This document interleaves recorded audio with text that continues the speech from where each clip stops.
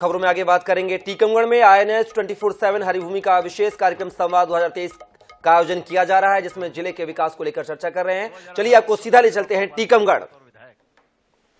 और आज 2023 है, टीकमगढ़ ने आपको भोपाल तक पहुंचा दिया। हम सबकी ये जानने में दिलचस्पी है कि इन 5 सालों में भोपाल से टीकमगढ़ के लिए राकेश गिरी क्या लाभ है, थोड़ा बताएंगे। निश्चित तौर पे सबसे पहले तो हमारे मुखिया माननीय शिवराज सिंह चौहान जी ने जो हमारे टीकमगढ़ की जनभावना थी मेडिकल कॉलेज, तो ये हमारे जिलाध्यक्ष जी यहाँ बैठे हैं और भी हमारे यहाँ जनप्रतिनिधि बैठे हैं। इन सबके सहयोग से टीकमगढ़ को मेडिकल कॉलेज की सबसे पहले स्वीकृति माननीय मुख्यमंत्री ने दी है। तो सबसे बड़ी सौगात इस टीकमगढ़ के लिए मेडिकल कॉलेज की मिली है। दूसरा, हमारा जो टीकमगढ़ पूरा जिला है, यह पूरा ड्राई एरिया है, पीने के पानी की सबसे ज़्यादा समस्या है। इसके लिए हमारे प्रदेश के मुखिया शिवराज सिंह चौहान जी ने 376 करोड़ की बांध सुजारा सामूहिक नल जल योजना स्वीकृत की, जिसका काम प्रारंभ हो चुका है और 6 से 8 माह के अंदर यह योजना पूर्णतः कंप्लीट होगी और टीकमगढ़ विधानसभा की 80 पंचायतों के 165 ग्रामों में नल जल योजना के माध्यम से बांध सुजारा का मीठा पानी लोगों के पीने के लिए पहुंचने लगेगा। ये 2 बहुत बड़ी सौगातें प्रदेश के मुखिया जी ने हमें दी है। हमारे जिले में बांध सुजारा बांध, हरपुरा नहर और जो हमारी जिला अस्पताल 200 बिस्तर अभी तक हो पाई थी, लेकिन उसको 300 बिस्तर कराया, 20 करोड़ की लागत से उसका काम चल रहा है। अभी 20 करोड़ रुपए क्रिटिकल वार्ड 50 बिस्तर के लिए भी स्वीकृत हो चुके हैं, जिसका अभी काम चालू है, प्रारंभ होने वाला है। यहाँ प्राइवेट वार्ड की बड़ी समस्या थी, तो उसको भी 2 करोड़ की लागत से उसका निर्माण लगभग चल रहा है और 1 महीना में इसका हम लोकार्पण कर देंगे। 4 यहाँ ऑक्सीजन प्लांट भी लगाए गए, 2 ICU वार्ड भी बनाए गए और प्राथमिक स्वास्थ्य केंद्र और स्वास्थ्य केंद्रों की तो यहाँ कोई गिनती नहीं है जितने स्वीकृत हो गए हैं, जिनके काम सभी ग्रामों में चल रहे हैं। यहाँ हमारी टीकमगढ़ हॉकी की नर्सरी मानी जाती है। हॉकी के बड़े बड़े खिलाड़ी हुए जो हमारे महाराजा प्रताप सिंह जो देव थे, उनके समय से हॉकी का यहाँ खेल होता है और यहाँ लोगों की मांग थी कि हॉकी एस्ट्रो टर्फ की स्वीकृति हो जाए, तो 9 करोड़ से उसकी भी यहाँ स्वीकृति हो गई है, जिसका काम प्रारंभ हो चुका है। तो यहाँ जो जनभावनाएं थी, उन जनभावनाओं के अनुरूप हमारी सरकार ने काम किया है। और हमसे पहले जो जनप्रतिनिधि रहे हैं, अटल जी के समय यहाँ रेलवे लाइन का भूमि पूजन हुआ और मोदी जी के समय यहाँ ट्रेनों का आगमन शुरू हुआ है। तो ये बहुत बड़ी सौगात है। केन बेतवा लिंक परियोजना जैसी योजना हमें यहाँ मिली है, ऑडिटोरियम की सौगात हमें यहाँ मिली है, CM राइट जैसे स्कूल मिले हैं, करोड़ों की सड़कों की सौगात हमें यहाँ मिली है। तो हमें सरकार ने भरपूर पैसा दिया है, चाहे वृद्धाश्रम हो, चाहे छात्रावास हो, पूरा हमारे पास लिस्ट रखी है जो काम हमारी सरकार ने स्वीकृत की है। भाई लिस्ट तो आपके पास स्वीकृति की बहुत है। वो आपके यहाँ के सांसद हैं, माननीय भाजपा के बड़े नेता हैं, केंद्र में मंत्री भी हैं, उनका पत्र बड़ा वायरल हो रहा है। वो साहब आप आए थे मुख्यमंत्री जी, 2013 में आप घोषणा करके गए थे, फिर 2018 में भी आप आए थे, तब भी आप यही घोषणा करके गए थे और 2023 हो गया, अभी तक ये काम पूरा नहीं हुआ। आपके पिछले चुनाव में प्रतिद्वंदी रहे यादवेंद्र सिंह जी, वो सोशल मीडिया पे सवाल उठा रहे हैं राकेश गिरी जी, भाई मेडिकल कॉलेज के संदर्भ में ऐलान हो गया है, बनेगा कब? क्योंकि ऐलान तो छतरपुर में भी हुआ था, केवल बोर्ड लगा है, ईंट ना रखी गई। क्या कहते हैं राकेश जी? निश्चित तौर पे टीकमगढ़ और छतरपुर में बहुत अंतर है। यहाँ तो 100 सीटों का MBBS की आवंटन भी हो गया है, भूमि का आवंटन होने वाला है, DPR के लिए पत्र आ चुका है। तो छतरपुर की तुलना टीकमगढ़ से करना हम तो उचित नहीं समझते हैं। यहाँ जितने जल्दी स्वीकृति हुई है, जितने जल्दी यहाँ स्वीकृति हुई है, उतने जल्दी यहाँ निर्माण कार्य प्रारंभ होगा। राकेश गिरी जी, समझना तो पड़ेगा ही ना, आपने तो बड़ा ही दमदार किस्म का बयान दे दिया। ऐसा तो सलमान खान भी पिक्चर में नहीं दे पाता जो राकेश गिरी जी ने यहाँ कह दिया। टीकमगढ़ और छतरपुर में बड़ा अंतर है। अब छतरपुर के तो सांसद माननीय VD शर्मा है जो भाजपा के प्रदेश अध्यक्ष हैं और राकेश गिरी जी यहाँ के विधायक हैं। तो थोड़ा मुझे समझाइए, जो काम भाजपा का प्रदेशाध्यक्ष होते हुए ना हो पाया और राकेश गिरी का तेवर कैसे करा लेगा? नहीं, ये तो हमारे चूंकि संगठन के जो यहाँ मुखिया बैठे हैं और हमारे केंद्रीय मंत्री वीरेंद्र कुमार जी, हमारे जो विधायक साथी हैं राहुल जी, हरिशंकर जी, इन सबके सहयोग की वजह से हमारी यहाँ स्वीकृति है। इन सबके सहयोग की वजह से और जनता के आशीर्वाद और जनता के सहयोग की वजह से हम इस बात को कह पा रहे हैं। अच्छा, एक बात और समझना चाहते हैं, ये पानी की समस्या के संदर्भ में राज्य सरकार को एहसास 2018 में आपके विधायक बनने के बाद हुआ या पहले भी पता था कि भाई टीकमगढ़ जिले में पानी का बड़ा संकट है, यहाँ के लोगों को पानी पीने के लिए भी मिलना बड़ा मुश्किल होता है? आपने तो बहुत कुछ बदल दिया भाई। 2003 से आप सरकार में 15 महीने के लिए जैसे तैसे कांग्रेस की सरकार आई थी, वो भी आपके प्रयासों से रह ना पाई, फिर भी टीकमगढ़ प्यासा क्यों? पानी के लिए सबसे पहले हमारी सरकार ने बांध बनाया। भाई पानी पहले तो हमारी सरकार पिलाना चाहती, लेकिन पानी की उपलब्धता सुनिश्चित करने के लिए उन्होंने बांध सुजारा बनाया। बांध सुजारा जब बन के तैयार हो गया, जब उसका पूरा भराव हुआ, उसकी जब टेस्टिंग हुई, टेस्टिंग के बाद कितने पानी की आवश्यकता सिंचाई के लिए है, कितनी आवश्यकता पीने के लिए, उसके निर्धारण के बाद ही यहाँ नल जल योजनाओं की स्वीकृति हुई है। एक बात आपसे और समझनी है, ये टीकमगढ़ में जो जनप्रतिनिधि होता है उस पर जनता विश्वास बाद में करती है, पार्टी पहला विश्वास कर लेती है। पिछली बार भी चुनाव का मौका आया तो जनता को मौका नहीं दिया पार्टी ने कि तय करे विधायक ने काम अच्छा किया कि नहीं किया, पार्टी ने तय कर दिया। राकेश गिरी जी क्या कहते हैं इस बार के लिए? देखिए, पार्टी कभी तय नहीं करती है। भारतीय जनता पार्टी के कार्यकर्ता, भारतीय जनता पार्टी का संगठन और जनता की आवाज भारतीय जनता पार्टी तय करती है। और जो जनता की आवाज थी, कार्यकर्ताओं की आवाज थी, और जो हमारे संगठन की आवाज थी, वो हमारे जो टीकमगढ़ जिले के संगठन का निर्णय था, उस संगठन के आधार पर मुझे भारतीय जनता पार्टी ने टिकट दिया, मुझ पर भरोसा किया, और ये जनता और संगठन और भारतीय जनता पार्टी की आवाज पे ही मुझे इस योग्य समझा गया। तो इस बार आवाज क्या आ रही है? अब वो तो समय बताएगा, इसके लिए अभी हम थोड़ी कहेंगे। हमारा तो एक मकसद है कि टीकमगढ़ से भारतीय जनता पार्टी जीते, टीकमगढ़ जिले की सभी सीटें भारतीय जनता पार्टी जीते।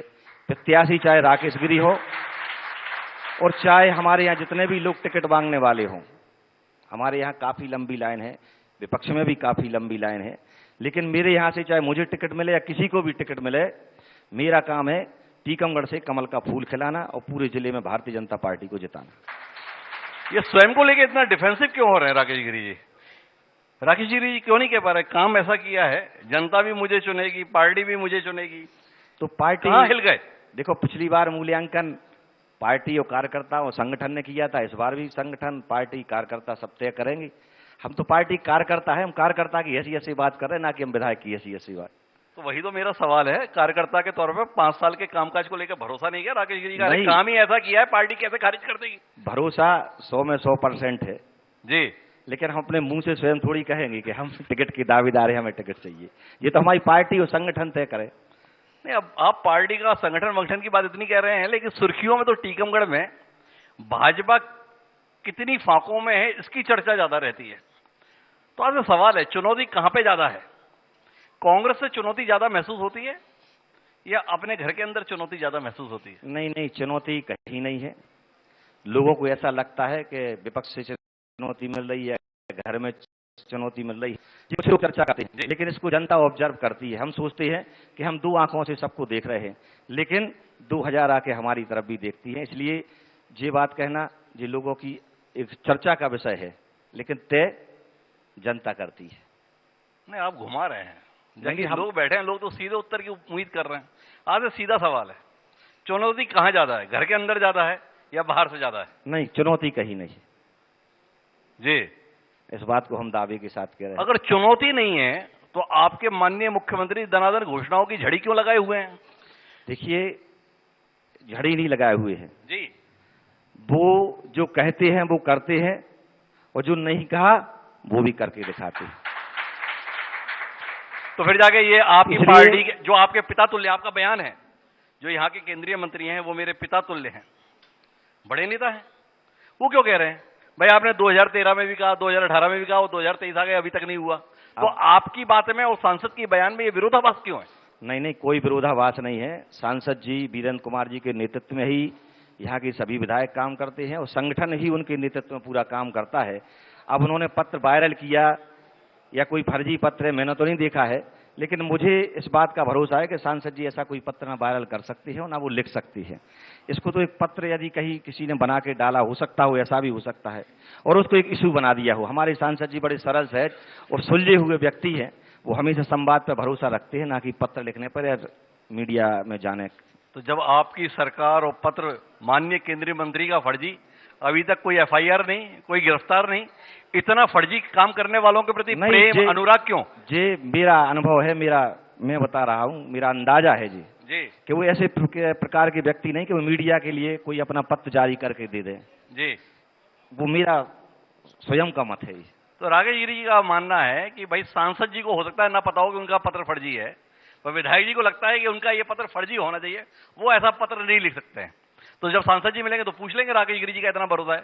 पर राकेश गिरी जी, आपसे जानने में दिलचस्पी है हमारी, ये लाडली बहना, ये कमाओ सीखो, अचानक इस समय पर क्यों? क्या आप लोगों ने ठीक ठाक नहीं किया जिसके चलते मुख्यमंत्री को गली गली, गांव गांव, डगर डगर, नगर नगर, शहर शहर जाना पड़ रहा है और घोषणाओं का लगातार अंबार लगाना पड़ रहा है? क्या कहते हैं? गांव गांव, डगर नगर, हमारे मामा शिवराज सिंह चौहान जब से राजनीतिक जीवन में प्रवेश किया है, वो पांव पांव वाले भैया के नाम से जाने जाते हैं। जब वो राजनीति नहीं करते थे, जब मंत्री भी नहीं थे, विधायक भी नहीं, तब तक वो पांव पांव भैया वाले के नाम से जाने जाते थे। तो शुरू से आज तक वो हमेशा जनता के बीच रहना पसंद करते हैं, इसलिए आज मुख्यमंत्री के रूप में भी जनता के बीच में है। और रही बात योजनाओं की, तो प्रदेश में 15 महीने कांग्रेस की सरकार रही है जी। कांग्रेस की सरकार ने कहा हम किसानों का कर्जा माफ करेंगे 2 लाख तक का, लेकिन किसानों का कर्जा 15 महीनों में माफ नहीं हो पाया। लेकिन किसान उसमें कहीं दोषी नहीं थे। किसानों ने इस चक्कर में पैसा जमा नहीं किया कि हमारा माफ होना है, तो माफ होने के चक्कर में आज तक उन लोगों ने पैसा जमा नहीं किया कि आने वाले समय में होगा। तो शिवराज सिंह जी ने सोचा कि इसमें किसानों की क्या गलती है, इनका क्या दोष है, इन पे क्यों ब्याज की मार पड़े। तो 2 लाख तक के जो कर्जदार थे उनका ब्याज हमारी भारतीय जनता पार्टी की सरकार ने किया है। और जो घोषणाएं इसलिए हो रही है, उसका भी एक कारण है, 15 महीने कांग्रेस की सरकार इस प्रदेश में रही, इसके बाद मध्य प्रदेश में भारतीय जनता पार्टी की सरकार बनती है। सरकार बनती है तो कोरोना काल आ जाता है, तो 15 महीने इस देश में पूरा लॉकडाउन रहता है। 60 महीने के लिए सरकार बनी, 30 महीने लॉकडाउन और कांग्रेस की सरकार में चले गए, बचे 30 महीने। अभी 6 महीने हमारे पास बाकी है। 6 महीने पहले मामा शिवराज सिंह चौहान जी ने घोषणा की है, तो उन्हें जो समय मिला है उस समय के अनुसार वो काम कर रहे हैं। इसमें ये कहीं नहीं है कि वो अभी चुनाव आए हैं तो कर रहे हैं। कोरोना काल में शिवराज सिंह चौहान जी ने कितना काम किया। 15 महीना पहले कांग्रेस कहती थी खजाना खाली है, पैसा नहीं है, कहती थी ना, लेकिन 15 महीने में 16 महीने में भारतीय जनता पार्टी की सरकार बनती है। मामा शिवराज सिंह चौहान जी कभी नहीं कहती कि खजाना खाली है। उसी कोरोना काल की जंग को जीता, उसी कोरोना काल में फ्री में अनाज देने का काम किया, उसी कोरोना काल में हाथ ठेला वाले, फेरी वाले, सबमन वाले, केस शिल्पी वाले, पथ पर विक्रय करने वाले, इनके खातों में 3 बार पैसे डालने का काम शिवराज सिंह चौहान जी ने किया। उसी कोरोना काल में किसान सम्मान निधि प्रारंभ की कि मोदी जी 6000 देते हैं, 4000 मिलाकर 10,000 रुपए किसानों को हम देंगे। उसी कोरोना काल में उन्होंने घोषणा की। उसी कोरोना काल में इसी नगर भवन में बैठा था, वो यही मैंने लाइव कार्यक्रम देखा था जब किसानों के खाते में सीधे 2000 रुपए की किस्त डालने का काम किया, जब 1 महीने पहले कांग्रेस कहती थी खजाना खाली, हमारे पास कुछ नहीं। एक बात बताइए, ये भोपाल में बैठे हुए भैया की तारीफ में आप झड़ी लगा दे रहे हैं, और जो टीकमगढ़ की आपकी दीदी हुआ करती थी उनके संदर्भ में कोई बात नहीं करते हैं। ये दीदी से पार्टी को इतना परहेज क्यों हो गया? नहीं, बिल्कुल परहेज नहीं है। दीदी हमारी नेता है, हम सबकी नेता है, और हमेशा उनके नेतृत्व में ही जब पूरा बुंदेलखंड चुनाव होता है तब दीदी मोर्चा संभालती है। और अभी भी अधिकांश उनके दौरे होते हैं, हम सारे कार्यकर्ता उनके नेतृत्व में काम करते हैं। अभी भी कार्यक्रम हुआ था हमारे पूरे बुंदेलखंड से, पूरे उत्तर प्रदेश, और माननीय शिवराज सिंह जी उनके कार्यक्रम में शामिल हुए थे। तो दीदी आपको चुनाव में क्यों याद आती है? नहीं, चुनाव में नहीं, हम लोग हर समय याद करते हैं। यहाँ जितने लोग बैठे हैं सारे लोग जानते हैं। क्या लोग सहमत है इस बात से कि दीदी चुनाव में याद आती है या हमेशा याद आती है? नहीं, हमेशा। एक बात आपसे और समझने की है, पिछली बार बड़ा कठिन मुकाबला हुआ, पूरे प्रदेश में भारतीय जनता पार्टी को सीटें जीतने में सांसें फूल गई, पर टीकमगढ़ अपवाद था और इसकी परिणति टीकमगढ़ के विभाजन के रूप में हुई। टीकमगढ़ के लोगों को कितना भाया अपने जिले का ये विभाजन, और राकेश गिरी जी को भी कितना भाया अपने जिले का ये विभाजन? विभाजन नहीं चाहते थे हम लोग, लेकिन विभाजन चुनाव के पहले हो चुका था। लेकिन हमारे यहाँ की जो जनता है बड़ी सरल, सहज और समझदार है, हमेशा सही समय पर सही निर्णय लेती है। घर की बात होती है तो हम लोग बैठ के सुलझा लेते हैं। यहाँ की जनता और भारतीय जनता पार्टी में मुझे कोई अंतर नजर नहीं आता है। यदि जनता के मन में ऐसा कोई भाव होता तो यहाँ से 3 सीट भारतीय जनता पार्टी नहीं जीतती है। भारतीय जनता पार्टी पर आपसे यही तो समझना है कि टीकमगढ़ में भाजपा ऐसा क्या करती है जो बाकी प्रदेश में भाजपा नहीं कर पाती है। वहां पर जिले में 1 सीट जीतने में हावर है, यहाँ की सारी सीटें जीत ली। कैसे, क्या मैनेजमेंट है? नहीं, मैनेजमेंट नहीं। यहाँ की जो सीटें हैं वो मूल रूप से भारतीय जनता पार्टी की हैं, और विभाजन पहले सीट थी वो बढ़ गई, तो उसके बाद भी परिणाम भारतीय जनता पार्टी के पक्ष में आए।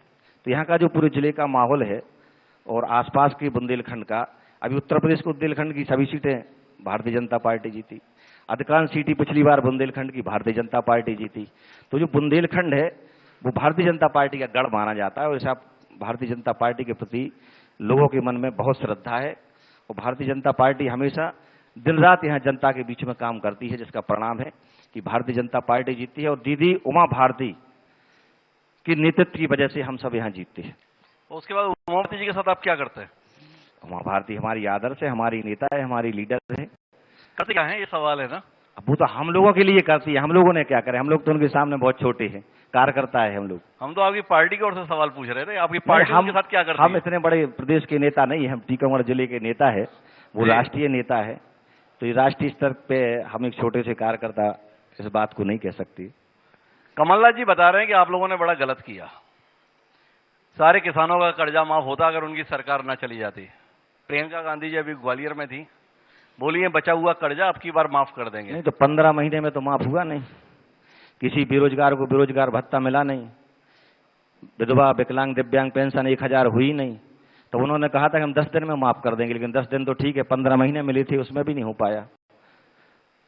तो प्रियंका गांधी कह रही है अब की बार मौका दो, अब की बार पक्का कर देंगे। 6 गारंटी देके गई हैं। नहीं तो गारंटी से कितना घबरा रहे हैं राकेश गिरी जी? अब वो तो जनता तय करेगी, हम लोग बिल्कुल नहीं घबराते। मामा ने कहा कि हम 1000 लाडली बहना में देंगे, तो उन्होंने कहा हम 1500 देंगे, तो मामा ने 3000 दे दिए। तो मामा ने कभी नहीं कहा दे देंगे। अरे 1000 तो दे रहे ना, उन्होंने तो कहा था पेंशन 1000 दे देंगे, कहाँ दी जी?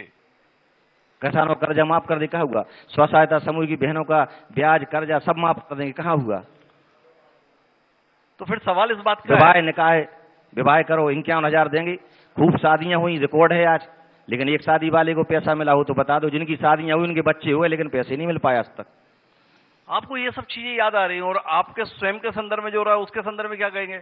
वो पटवारी परीक्षा को लेकर सारी परीक्षा, कोई कहीं प्रदर्शन कर रहा है, कोई प्रदर्शन कर रहा है, इसका क्या करेंगे राकेश जी? नहीं तो हमारी सरकार के या जनप्रतिनिधि नेता थोड़ी पेपर देने जाते हैं जी। भाई, ये तो प्रशासनिक अमला काम करता है। अब कहाँ गलतियां हुई तो सरकार ने निरस्त कर दी। नेताओं के कॉलेज में तो पेपर देने जाते हैं ना। नहीं तो उन पे कार्रवाई हो रही ना। यहाँ भी नेताओं के कॉलेज है, उनके नेताओं में भी सेंटर बनते हैं। टीकमगढ़ में भी नेताओं के कॉलेजों के सेंटर बनते हैं। तो क्या हम लोग थोड़ी बनवाते हैं, हमारी पार्टी के नहीं है, फिर भी उनके यहाँ सेंटर बनते हैं। तो इससे इसकी तुलना नहीं की जा सकती है। टीकमगढ़ जिले में कांग्रेस की स्थिति क्या दिखाई दे रही है आपको? अब सीधे सवाल पे आते हैं, आमने सामने के मुद्दे पे। केवल भारतीय जनता, हमारी जो लक्ष्य है वो भारतीय जनता पार्टी है, कमल का फूल है। और भारतीय राष्ट्रीय कांग्रेस के संदर्भ में आपको कुछ दिखाई नहीं दे रहा? क्योंकि वो हमारा विषय नहीं है, हमारा विषय है भारतीय जनता पार्टी और कमल का फूल, शिवराज सिंह और मोदी जी का नेतृत्व। तो हमें केवल कमल का फूल और भारतीय जनता पार्टी। आप फिर से दीदी को भूल गए? नहीं, दीदी का तो हम घर के हैं, दीदी का जिला है जी, उनके नेतृत्व में हम सब कुछ करते हैं, वो यहाँ सब कुछ तय करती हैं। लेकिन राष्ट्र और प्रदेश का नेतृत्व जो कर रहे हैं हम उनकी बात करते हैं। और अब तो सरकार बनने की और 100% गारंटी हो गई है। हमारे यहाँ जो त्रिदेव है वो शिवराज जी, बीडी शर्मा जी, और अब चुनाव प्रबंधन समिति के जो हमारे नरेंद्र सिंह तोमर जी प्रभारी बन गए हैं। तो अब त्रिदेव हो गए हैं, तो निश्चित तौर पर इस प्रदेश में अब गारंटी इस बात की कि फिर सरकार बनेगी। तो त्रिदेव को लेकर बहुत उम्मीद के साथ में राकेश गिरी जी, अब आखिरी दौर की बातचीत के लिए आते हैं। राकेश जी, एक बार फिर मौका अगर आपको मिल गया तो क्या कर देंगे? क्या ऐसा अधूरा छूट गया जिसके लिए आपको लग रहा है कि एक बार और मौका मिल जाए, या हो गया अब किसी और को मौका मिल जाए? देखो, मैंने कल भी कहा था, आज भी कह रहा हूं कि कौन व्यक्ति नहीं चाहता कि मुझे मौका नहीं मिला। हर एक व्यक्ति चाहता है, मैं भी चाहता हूं, मुझे मौका मिलना चाहिए। जो मेरे मन के अधूरे सपने हों वो आगे हम पूरे करें। लेकिन तय पार्टी को करना है। पार्टी मुझे तय करे या किसी को भी तय करे, लक्ष्य है केवल कमल का फूल खिलाना। अधूरा सपना क्या है? क्या मंत्री पद की शपथ लेना है, मुख्यमंत्री पद की शपथ लेना है? मतलब क्या, काहे के लिए दोबारा बनना है? थोड़ा बताइए तो सही ना। बोले अधूरे सपने उन्हें पूरा करना है। नहीं, जो अधूरे विकास, सपने कौन से? जो हमारे विकास के इरादे हैं, जैसे मेडिकल का था तो हो गया, और टीकमगढ़ में इंजीनियरिंग कॉलेज खोले, बाईपास सड़कें हैं, 4 लाइन सड़कें बने, जो हमारे बड़ा गांव में कॉलेज खुले, बांध सुजारा का भी हमने मुख्यमंत्री जी के सामने 2 प्रस्ताव रखे हैं। एक पे तो मुख्यमंत्री जी ने हमारी सहमति जता दी कि जो बांध सुजारा में 10 MCM पानी बचता है जी डेड स्टोर में, तो उसको लिफ्ट के माध्यम से बुडेरा, नन्नी टेरी, लक्ष्मणपुरा, दरगवा, सुंदरपुर, लार, नैनवारी, बड़माड़ई खास, रामनगर, इन गांवों में लिफ्ट के माध्यम से, नहर के माध्यम से सिंचाई के लिए पानी भेजा जाए। तो जिस पे मुख्यमंत्री जी ने सहमति दे दी है, मुझे आशा है कि जल्दी से जल्दी इसकी घोषणा होने वाली है और स्वीकृति मिलने वाली है। इसके बाद दूसरा प्रस्ताव मैंने मुख्यमंत्री के समक्ष रखा है कि कैन बेतवा लिंक परियोजना आ रही है जी। कैन बेतवा लिंक परियोजना जब आ जाएगी तो कैन बेतवा से पूरा Ballugarh block, Palera block, Jatara block और निवाड़ी पृथ्वीपुर, पूरे क्षेत्र में सिंचाई के साधन के लिए पूरा नदी के माध्यम से जो पानी आएगा और जो नहरें हैं वो कैन बेतवा लिंक से जुड़ जाएंगी। तो जो बांध सुजारा से जतारा और पलेरा, खरगापुर के लिए पानी जा रहा है, बल्लूगढ़ के लिए पानी पहुंच रहा है सिंचाई के लिए, वो पानी हमारे पास बचने लगेगा। जब वो पानी बचने लगेगा तो वो पूरा पानी पीने के लिए टीकमगढ़ विधानसभा में और सिंचाई के लिए टीकमगढ़ विधानसभा में हम लाएंगे। इसके लिए भी हमने मुख्यमंत्री जी को प्रस्ताव दिया है कि जैसे ही ये योजना पूर्ण होगी तो जो पानी हमारा बांध सुजारा का है वो डाइवर्ट करके हम टीकमगढ़ विधानसभा में लाएंगे। इसके लिए हमारा सपना है। एक बात समझ में नहीं आई, मुख्यमंत्री जी जब टीकमगढ़ जिले के संदर्भ में समीक्षा बैठक ले रहे थे तो उन्होंने 2 मुद्दों को टीकमगढ़ के संदर्भ में मुख्य तौर पर चुनौती बताया। एक पीने का पानी और दूसरा पलायन। पलायन आपके लिए कोई विषय नहीं राकेश गिरी जी, क्यों? आपने बहुत अच्छा विषय रखा है और हम इसको विस्तृत रूप से आपके बताएंगे।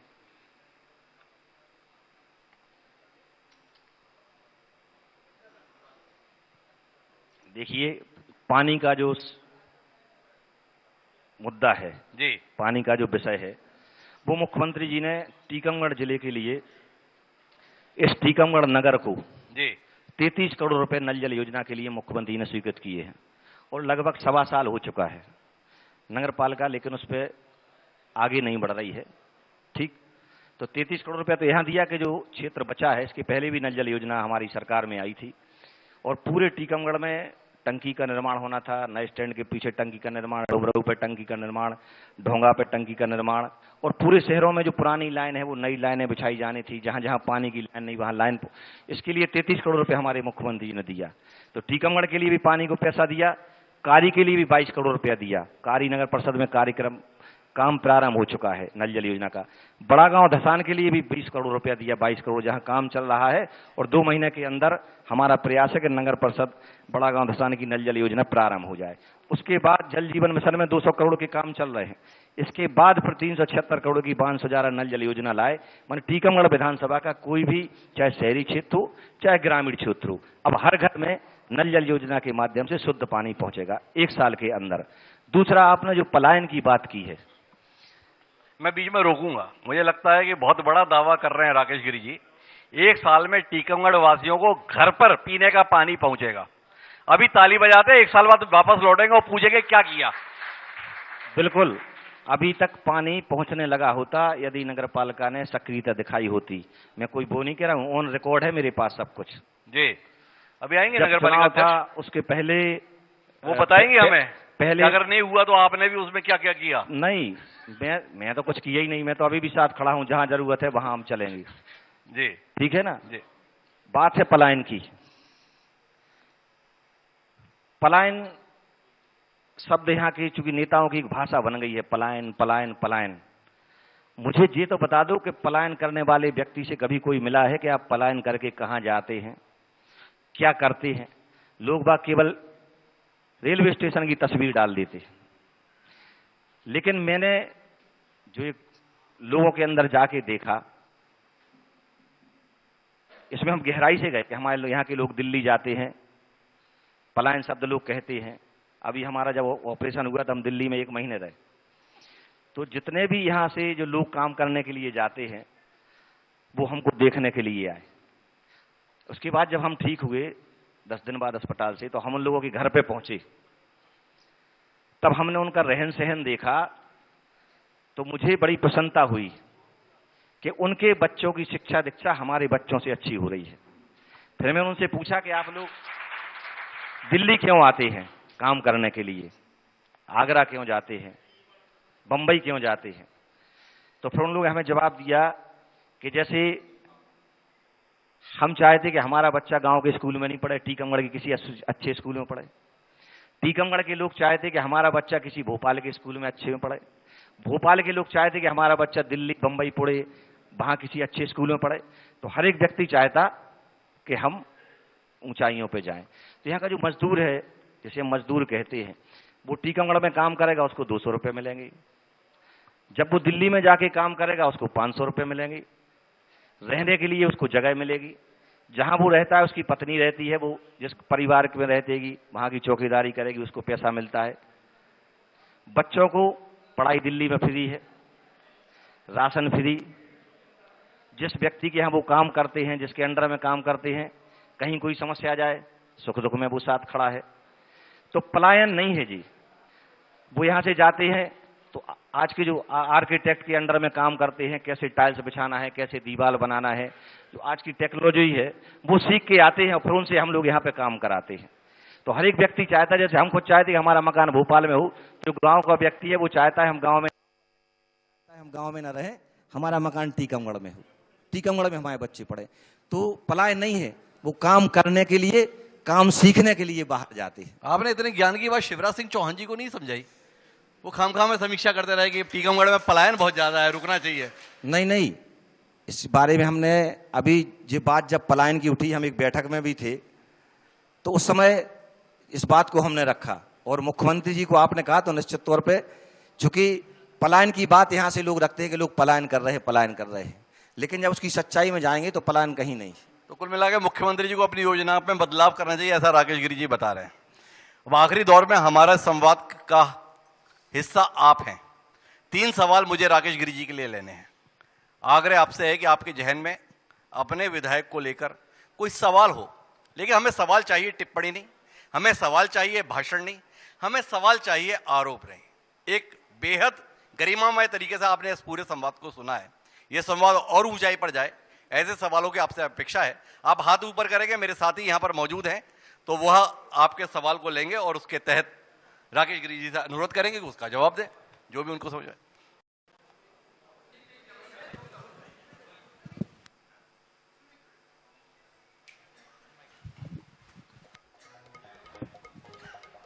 तीन सवाल हम लेंगे जी।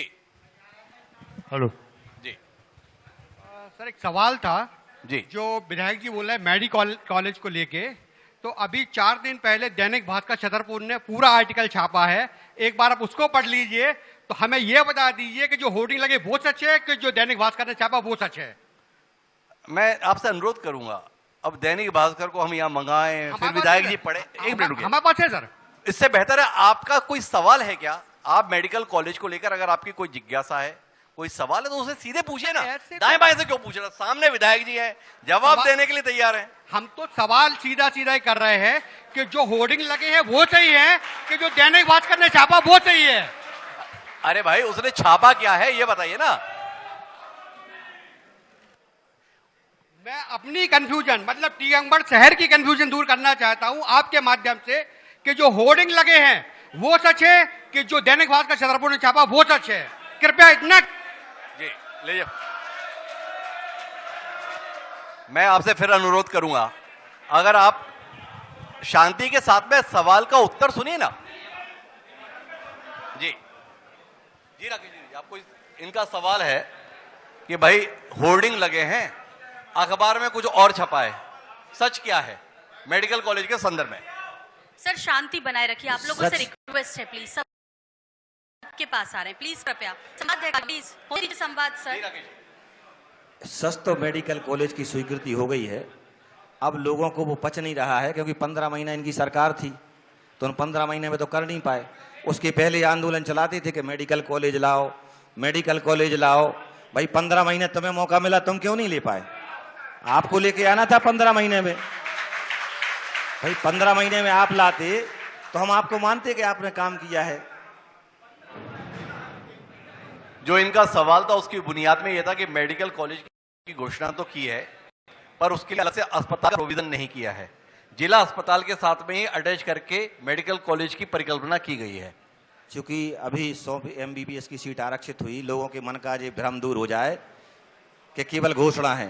जी, अभी पत्र आया है, जमीन आवंटित होने वाली है, DPR का भी पत्र आ चुका है। उसका DPR बनने के बाद ही अभी बाउंड्री वालों इन सबके टेंडर लगेंगे। जैसे जैसे DPR बनेगा तैसे ही टेंडर लग जाएंगे। मतलब आपका कहना है कि मेडिकल कॉलेज के लिए अलग से अस्पताल भी बनेगा। हाँ, तो एक बड़ी घोषणा विधायक जी कर रहे हैं। इनका दावा है आने वाले समय में इसकी पुष्टि होगी कि नहीं होगी? एक मिनट। मेडिकल कॉलेज की सच्चाई ये है कि मध्य प्रदेश शासन ने कार्य योजना बना के केंद्र शासन को भेजा है। अभी आप लोगों ने, बीजेपी के लोगों ने क्या उसको ये कर दिया कि स्वीकृत हो गया है। अभी कार्य योजना बना के केंद्र शासन को प्रस्ताव भेजा है। चूंकि इन्हें अभी अनुभव नहीं है, अभी मेडिकल एक मिनट और दूसरा अभी पहले अनुभव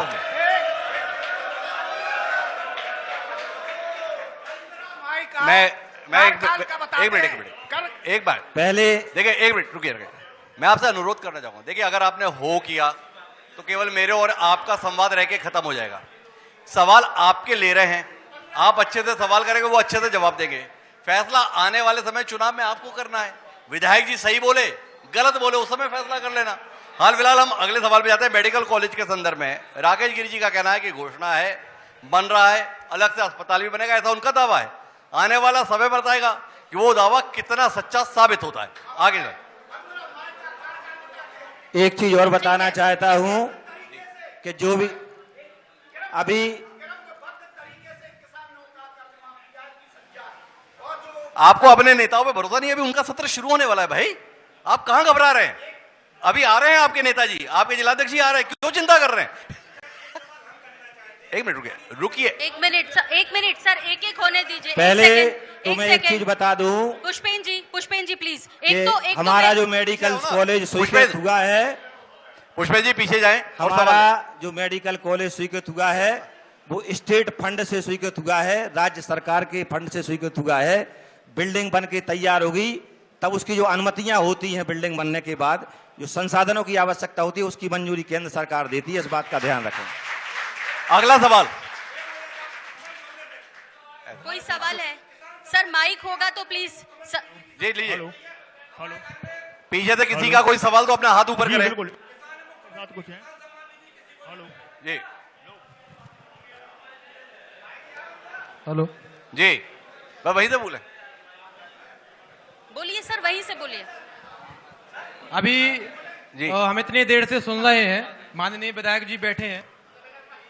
इस कांग्रेसियों का लगातार आरोप है कि मेडिकल कॉलेज के लिए कुछ नहीं किया, लेकिन मैं उनसे कहना चाहता हूं कि आपकी जब 15 महीने की सरकार रही तो आपकी कोई योजना नहीं थी मेडिकल कॉलेज के लिए। मैं माफी चाहूंगा आपसे, ये कहने के लिए विधायक जी मौजूद हैं। आपके पास कोई सवाल है विधायक जी के लिए? हमारा एक ही सवाल है, सिर्फ विधायक जी से कोई सवाल है आपका? नहीं, हमारा सिर्फ एक ही सवाल है विधायक जी से कि हमारे जिले की जो शिक्षा व्यवस्था है उसमें शासन प्रशासन काम कर रहा है, लेकिन अभी वर्तमान में जो परीक्षा परिणाम हमारे जिले के आए हैं उसमें थोड़ा निराशाजनक परीक्षा परिणाम आए, जिसमें हमारे जिले का स्तर थोड़ा डाउन रहा है। मेरा आग्रह है कि इसमें और सुधार करके थोड़ा इनका सवाल सीधे तौर पे ये है राकेश जी कि अपने यहाँ पर शिक्षा व्यवस्था का स्तर ठीक नहीं है। जो परीक्षा परिणाम आए हैं उसमें टीकमगढ़ के बच्चों के बहुत अच्छे अंक नहीं आए, क्यों? निश्चित तौर पे जो बात इनके द्वारा संज्ञान में लाई गई है ये बात कहीं ना कहीं सही है, और इसके पीछे चाहे पक्ष हो चाहे विपक्ष हो सारे लोग जिम्मेदार हैं। क्योंकि जो अच्छे शिक्षक हैं वो पढ़ाने जाते हैं, लेकिन कुछ ऐसे लोग हैं जो राजनीति से जुड़े हुए हैं, उनके कारण ही ऐसा परिणाम आया है। और मैं उसके लिए दोनों पार्टियों के लोगों को दोषी मानता हूं। ऐसा नहीं है कि हमारे पक्ष की, दोनों पक्षों की तरफ से ऐसा है। तो हम लेकिन आने वाले समय में जो बात सामने आई है इस पर निश्चित तौर पर सुधार करेंगे, अगली बार आपको परिणाम नजर आएगा। तो चलिए राकेश गिरी जी की इस बात पर ताली बजा दीजिए कि एक आदमी ने ईमानदारी से माना तो सही कि हाँ परिणाम की बात सही है, शिक्षा की स्तर को सुधारने की जरूरत है। तो राकेश गिरी जी, आपसे हमने काफी बातचीत की, हर मुद्दे पर हमने बातचीत करने की कोशिश की।